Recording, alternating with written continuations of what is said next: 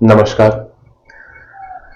तो बहुत दिनों बाद ये क्लास हो रहा है और अ, तो हम जहाँ पे छोड़े थे फिर वहीं से आगे बढ़ते हैं।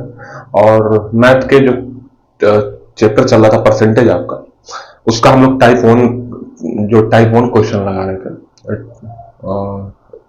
परसेंटेज में बहुत तरह के टाइप होते हैं, उसमें हम टाइप वन क्वेश्चन लगा रहे थे और उस टाइप वन को ही हम आगे लेके चलेंगे, उसी से आगे बढ़ते हैं। ठीक है, तो अभी भी हमारा जो है टाइप वन ही चल रहा था।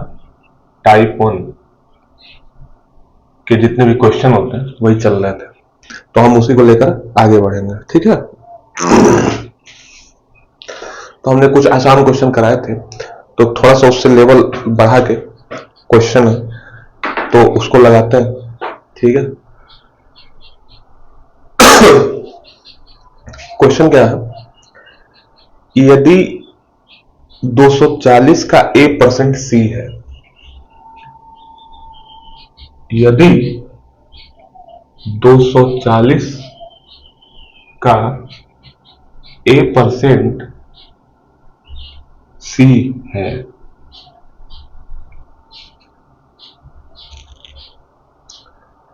और a का c% 117.6 है और a का c% 117.6 है,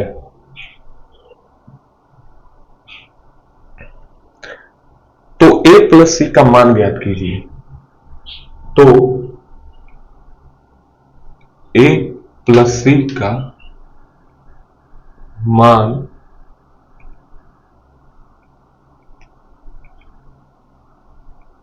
ज्ञात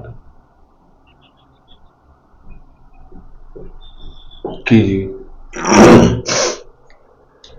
यदि 240 का a% c है और a का c% 117.6 है, तो a प्लस c का मान ज्ञात कीजिए।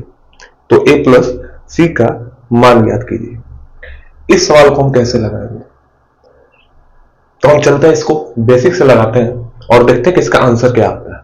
ध्यान से बोर्ड की तरफ देखिएगा आप, और काफी अच्छा क्वेश्चन है तो टाइप वन ही का, लेकिन काफी अच्छा क्वेश्चन है, तो इसको लगाते हैं। तो अर्थमेटिक का सबसे पहला नियम आप ये जान लीजिए, जब आप अर्थमेटिक पढ़ते हैं, मैथ के आपको बताया था मैंने कि दो टाइप होते हैं, अर्थमेटिक और एडवांस।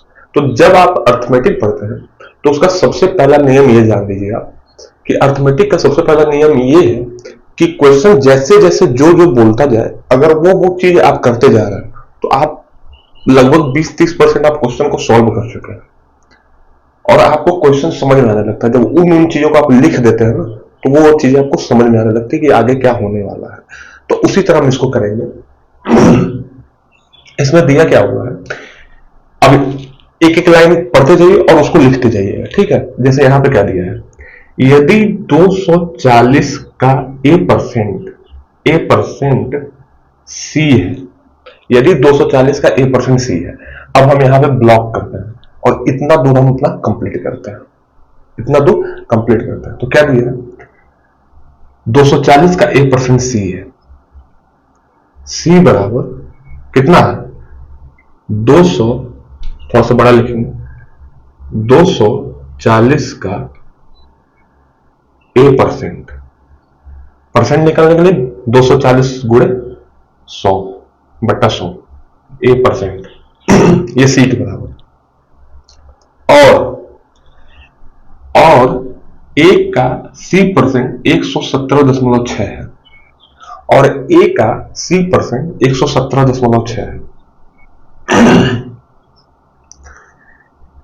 a का c% 117.6, ठीक है, क्या है, a का c% है और जब परसेंट निकालेंगे तो नीचे 100 से भाग दे देते हैं। नीचे 100 से भाग देते हैं। ये आपका इस अब इक्वेशन को हम सॉल्व करते हैं। इक्वेशन अभी ये बना नहीं है क्योंकि अभी हम इसको सॉल्व ही कहाँ किए हैं, तो इस इक्वेशन को पहले हम सॉल्व करते हैं। इक्वेशन सॉल्व होगा तो क्या बनेगा हमारा, इस अगर इक्वेशन को सॉल्व करते हैं तो सबसे पहले हमारा ये 0 से 0 कट जाएगा और 2 से 5 बार में और 2 से 12 बार में, 2 से 12 बार में आंसर आपका क्या आ जाएगा, ये यहां पे चला जाएगा तो आंसर क्या आ जाएगा 5C बराबर 12A आ जाएगा। 5C बराबर 12A। अब अभी इसको हम मिटा देते हैं, ठीक है, अभी हमें इसको मिटा देते हैं क्योंकि इसको सॉल्व करना है, इसको हम मिटा देते हैं, ठीक है। अब आ गया 5C कहां से आया, ये क्रॉस मल्टीप्लीकेशन हुआ, यहां से क्रॉस मल्टीप्लीकेशन हुआ, नीचे का ऊपर में गुणा हो गया और इसका गुणा इसमें हो गया तो ये 12A हो गया। अब क्या, तो C बराबर 12A बट्टा 5, 12A बट्टा 5। अब इस चीज को हम ध्यान में रखेंगे कि C की वैल्यू क्या आई है, C की वैल्यू क्या आई है 12A बट्टा 5, 12A बट्टा 5 आया है। अब इसके दूसरे वाले को हम चलते हैं, यहां पे क्या दिया हुआ था कि A का C% 117.6 है, 117.6 क्या है, A का C% है, ठीक है, C% है, C की वैल्यू क्या है 12A बट्टा 5। अब हम C की जब वैल्यू हमें पता है तो हम यहां पे इसकी वैल्यू रख देंगे, ठीक है, रख लेते हैं। तो 117.6 को अगर हम पॉइंट इसका हटाना चाहें तो 1176 लिख सकते हैं बट्टा 10 लिख सकते हैं, बराबर में क्या कर देंगे A गुणे C की वैल्यू क्या है 12A बट्टा 5 है, 12A बट्टा 5 टोटल का बट्टा 100, ठीक। अब ये 10 से ये 10 बार में कट जाएगा और ये इसका क्रॉस मल्टीप्लिकेशन इसमें हो जाएगा, तो ये आपका हो जाएगा, यहां पे सॉल्व करते हैं, ठीक है। अब इसका गुणा इसमें हो जाएगा, क्रॉस मल्टीप्लिकेशन इसका मतलब इसका इसमें तो इसका इसमें हो जाएगा, ठीक है। तो अब ये क्या हो जाएगा 11,760 बराबर 12A स्क्वायर, क्योंकि A यहां भी है, A यहां भी है, तो A का जब 2 बार गुणा करेंगे, A का जब A में गुणा करते हैं तो A स्क्वायर हो जाएगा बटा 5, ये आपका आ गया। अब 12 से इसको काटेंगे, अगर कटता है तो 12 से इसको काटेंगे, देखते कटता है नहीं, तो काटे 12 से, 12 नवा 108 बचा कितना 9, 12 अठे 96 और 0 का 0, 12 से ये कट गया, ठीक है। और 980 का गुणा 5 हो जाएगा तो कितना आ जाएगा 0, 5 अठे 40 का 0, 4 हाथ में, 5 नवा 45 और 45 और 4 49, 45 और 4 49 बराबर A का स्क्वायर, 4900 बराबर A का स्क्वायर। अब ये स्क्वायर हटाने के लिए हम इसको अंडर रूट में डालेंगे, 4900 को अंडर रूट में डालेंगे और बराबर A का A हो जाएगा। इसको जब अंडर रूट से बाहर निकालेंगे तो हमें मालूम चलेगा कि ये 70 गुणे 70 का वैल्यू है, तो यानी 70 बराबर A बराबर 70 निकल गया। और अभी हमें निकालना किसकी वैल्यू है, A प्लस C की वैल्यू निकालनी है, तो हमें C की वैल्यू निकालनी है। C की वैल्यू निकालने के लिए हम A की वैल्यू कहीं पुट कर देंगे तो C की वैल्यू आ जाएगी, तो हम यही कर देते हैं इसको पुट, यहां जब पुट कर देंगे तो हमारा आंसर आ जाएगा।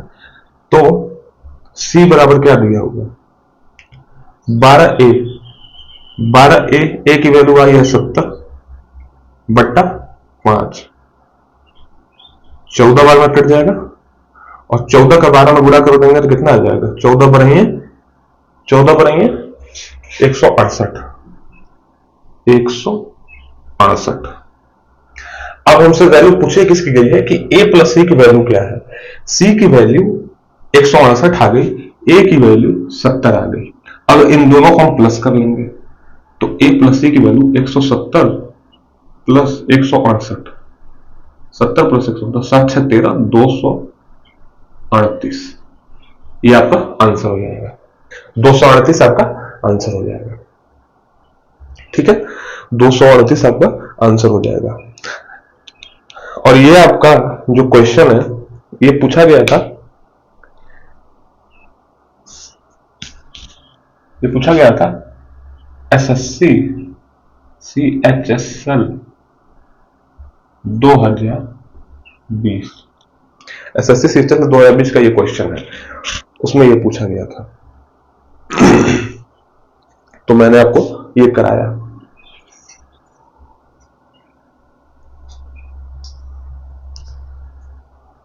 ठीक है, तो एक बार हम समझा देते हैं क्योंकि इसमें बहुत सारी चीजें हो चुकी हैं, तो आपको शायद समझ में नहीं आ रहा होगा। इसमें बहुत सारी चीजें हो चुकी हैं। ठीक है, तो एक बार हम इसको समझाते हैं फिर से। ठीक है, एक बार फिर से समझाते हैं इसको। सबसे पहले हमने किया क्या? सबसे पहले हमने पहली लाइन को लिखा कि 240 का a% सी है, तो c बराबर 240 का a%। यहां से हमारी वैल्यू जो आ गई 5c बराबर 12a, और c की जो वैल्यू आ गई वो आ गई 12a/5। ये हमारी c की वैल्यू आ गई। और जब हमारी c की वैल्यू आ गई तो अब हमें दूसरी लाइन पर अपने चलना था और उसे सॉल्व करना था। जब उसे हमने सॉल्व किया तो उसमें क्या दिया हुआ था कि a का c% 117.6 है। a का c% 117, जो हमने कहा सॉल्व किया इसको 117 यहां पे 117.6 क्या a का c%/100। यहां से हमारी वैल्यू कैसे निकाली गई है, क्योंकि हमको c तो मालूम हो चुका था कि c की वैल्यू क्या है, 12a/5 है, तो हमने c की जगह 12a/5 लिख दिया। और जब हमने इसको सॉल्व किया तो हमारा ये वैल्यू कितना आया, इसको सॉल्व करते गए और हमारी वैल्यू कितनी आ गई, और ये पूरी निकालते हुए a की वैल्यू पूरी निकल के आ गई 70। जैसे जैसे मैंने इसको सॉल्व करते गए हमारी a की वैल्यू 70 आ गई। जब a की वैल्यू 70 आ गई तो हमने फिर से दोबारा क्वेश्चन को पढ़ा और हमें क्या मिला कि a प्लस सी का हमें मान पूछा है। तो a प्लस सी का जब मान पूछा है तो हमें केवल a का ही मान मिला था, a की वैल्यू मिली थी, तो हमें अभी c की वैल्यू निकालनी थी। और c की वैल्यू निकालने के लिए हमने जहां c का वैल्यू निकला हुआ था वहां पे a की वैल्यू पुट कर दी, मतलब a की वैल्यू रख दी, तो हमें c की वैल्यू मिल जाती। क्योंकि हमें c की वैल्यू मालूम नहीं थी तो हमें c a की जगह यहाँ पे 70 रखा और 12 गुणे 70/5, तो हमें 168 मिल गया c की वैल्यू। अब हमसे पूछा गया था a प्लस सी का मान, तो हमें 168 और 70 दोनों जोड़ डाला था, तो हमारा आंसर निकल के आ गया 238। हमारा आंसर निकल के आ गया 238। ठीक है, ये बिल्कुल हमने बेसिक से किया है, बिल्कुल बेसिक से। इसको आप नोट कर लीजिए। हम अगले क्वेश्चन को देखते हैं।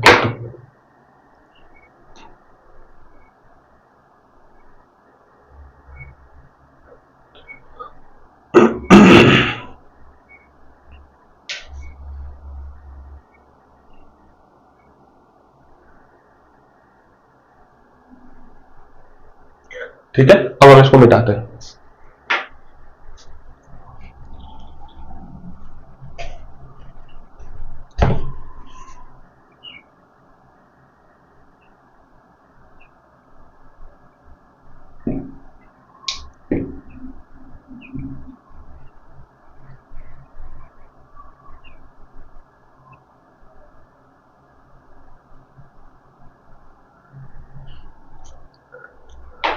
अब हम अगले क्वेश्चन पे आते हैं।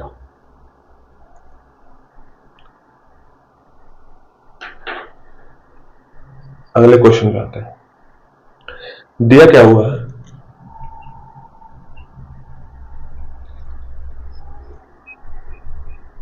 कि 101 से 1000 तक, 101 से 1000 तक कितने प्रतिशत संख्याओं का इकाई अंक 9 है? कितने प्रतिशत संख्याओं का इकाई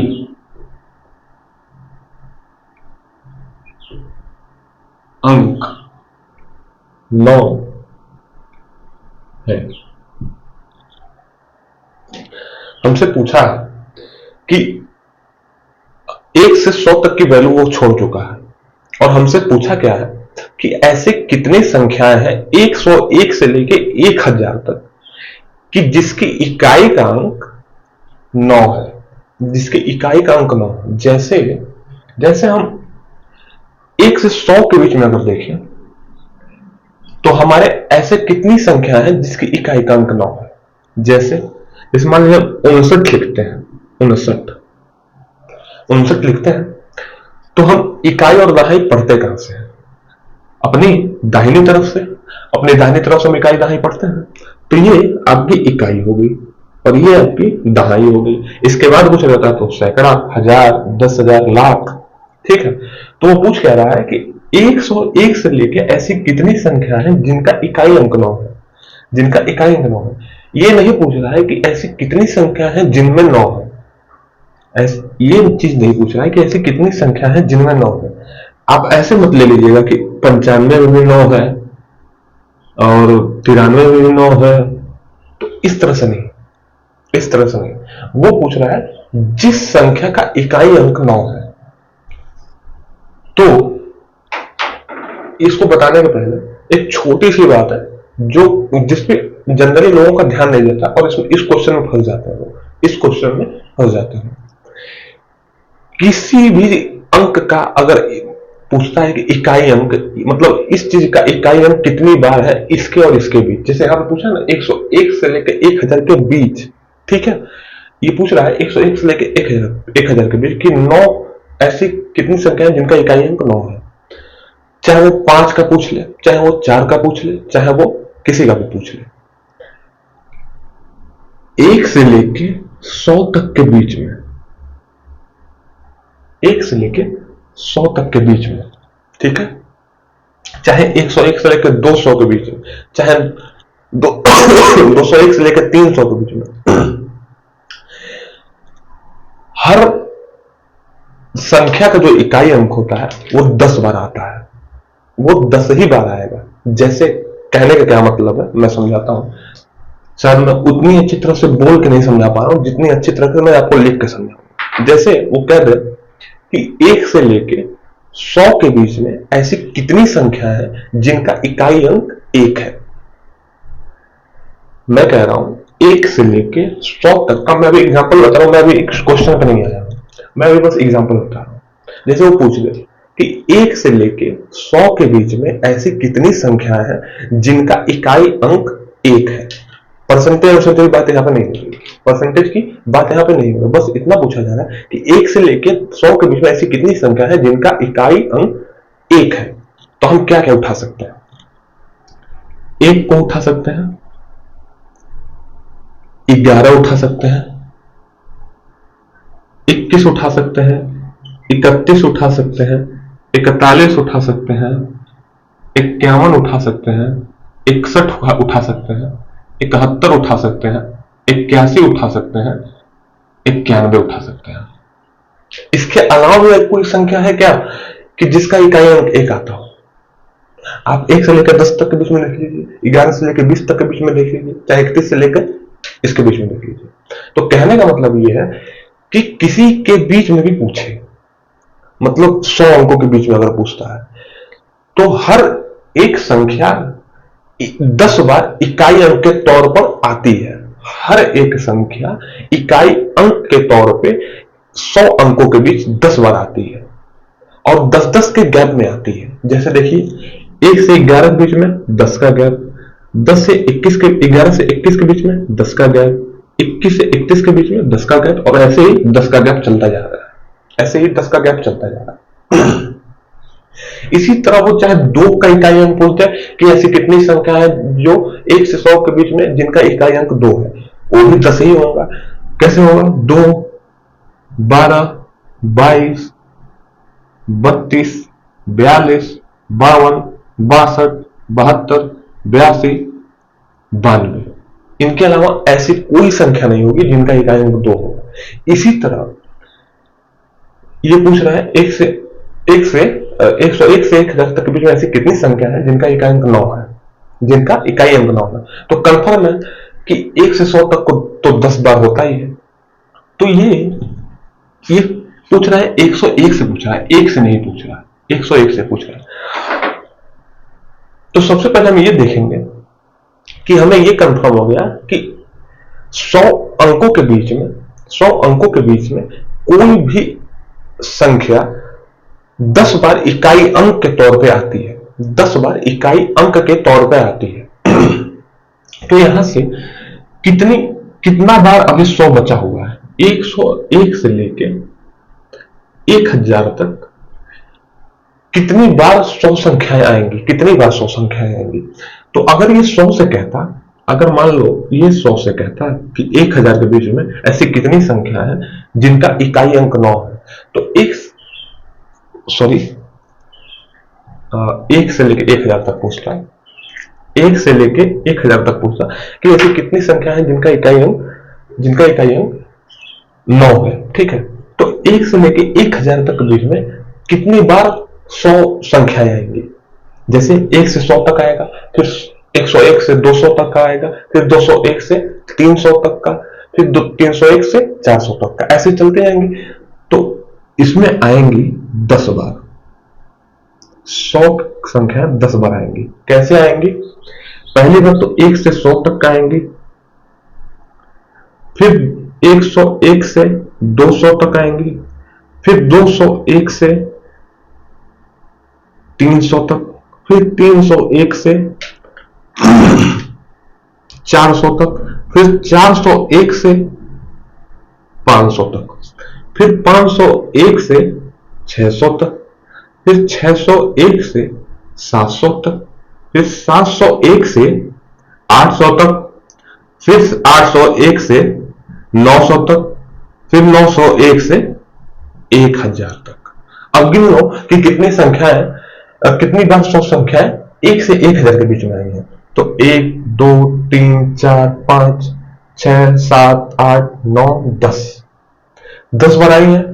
लेकिन अब ये बात किसकी कर रहा है? बात ये कर रहा है 101 से लेके 1000 तक, मतलब 100 संख्याएं वो पीछे छोड़ चुका है। यानी 100 संख्याएं अब केवल 9 बार आएंगी, 9 बार आएंगी। ये पहली चीज कंफर्म हुई। अगर 1 से बात करता तो 100 संख्याएं 10 बार आती, 100 संख्याएं 10 बार आती हैं, तभी तो 100 गुणे 10 बराबर 1000 होगा। और 100 संख्या 9 बार आएंगी तो 900 होगा। तो इसमें इसके बीच में 900 संख्याएं होंगी। तो जब 900 संख्या होंगी तो हमें अब क्या करना है? पहली चीज हमें यह मालूम चल गई कि कोई भी संख्या इकाई के तौर पर 100 अंकों के बीच में 10 बार आती है। ठीक है, 100 अंकों के भी 10 बार आती है। तो 9 बार अगर 100 है तो कितनी बार आएंगी? तो 100, तो सबसे पहले हम 101 से लेके 200 के बीच में, यानी 100 संख्या के बीच में कितना आएंगी? 10 बार आएंगी। ऐसी संख्याएं जो 9, जिसका इकाई अंक 9 रहेगा, वो 10 बार आएंगी। इसी तरह 201 से लेकर 300 के बीच में भी ऐसी संख्याएं जिनके इकाई अंक 9 रहेगा, फिर 10 बार आएंगी। ऐसे ही करते करते 1000 तक आएंगी। तो 9 बार हमें 100 का देखना है, यानी 101 से 200 तक, 201 से 300 तक। तो हर बार 10-10, हर 100 में 10-10 आती जाएंगी। तो हम डायरेक्ट क्यों ना कर लें कि 10 गुणे 10 क्या है, ये 9 के इकाई अंकों की संख्या है, जिनमें इकाई अंक 9 आता है, उसकी संख्या है। जैसे एक बार में एक से लेके 200 के बीच में 10 बार आएगा, 201 से लेकर 300 के बीच में 10 बार आएगा, तो ये उसका गुणा है। और कितनी बार 10 आएगा, 9 बार 10 आएगा, क्योंकि 9 बार 100 है। 1 से लेकर 1000 के बीच में 10 100 होते हैं, तो 101 से लेकर 1000 के बीच में 9 100 होंगे, तो 9 बार 100 आएगा, तो 9 से गुणा कर देंगे, बराबर 90। यानी 101 से लेके 1000 के बीच में इकाई अंक 9 रखने वाली संख्याएं 90 है। इकाई अंक 9 रखने वाली संख्याएं 90 है। जब 90 है तो ये पूछ क्या रहा है, 101 से लेके 1000 तक कितने प्रतिशत संख्याओं का इकाई अंक 9 है, ये प्रतिशत पूछ रहा है। यानी ये 90 को पूछ रहा है कि ये कितना प्रतिशत है।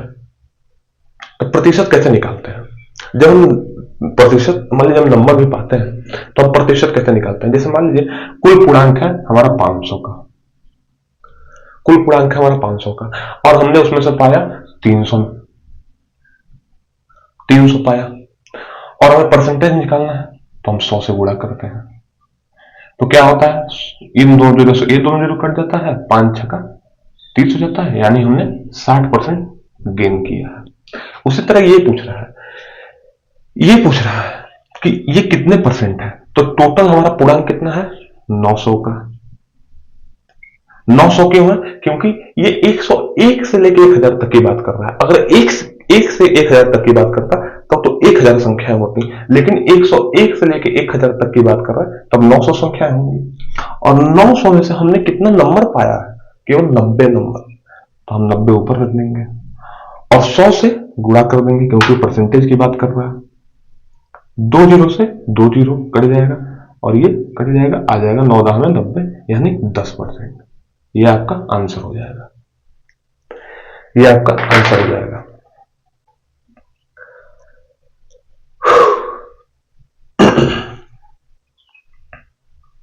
ये आपका आंसर हो जाएगा, ठीक है।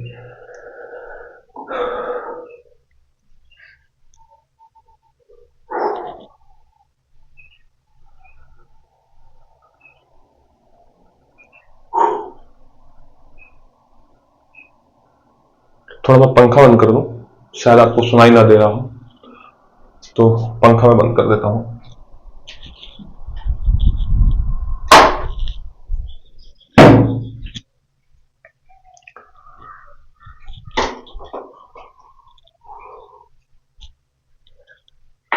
ठीक है, तो इसको मिटाते हैं।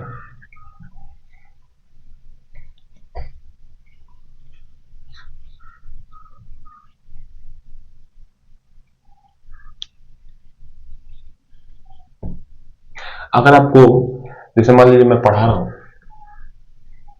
ठीक है, मैं पढ़ा रहा हूं और